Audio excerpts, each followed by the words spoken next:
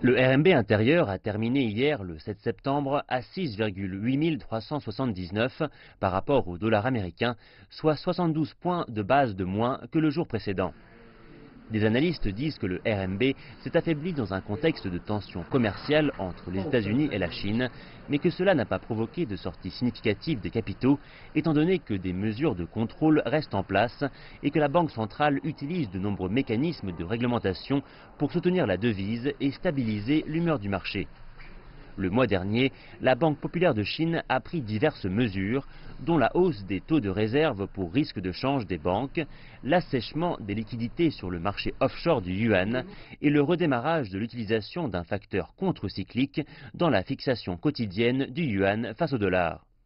Jusqu'à maintenant, cette combinaison semble avoir fonctionné. Après la mise en application de ces mesures, le taux de change du RMB s'est remis d'un glissement à sens unique par rapport au dollar américain pour se rapprocher de l'indice dollar.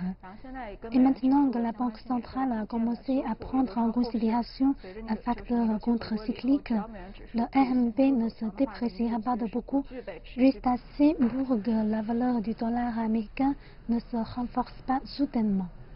Des analystes prévoient que ces mesures continueront de prendre effet pendant la seconde moitié de l'année.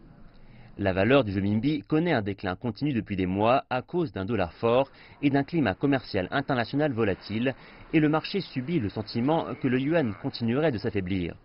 De plus, des hausses possibles à venir des taux d'intérêt aux États-Unis ce mois-ci, et éventuellement en décembre également, maintiennent la pression sur le renminbi. Je pense qu'au niveau actuel de 6,8, le facteur anticyclique continuera d'être utilisé jusqu'à ce que le taux de change récupère un niveau plus confortable, comme 6,5 ou 6,6.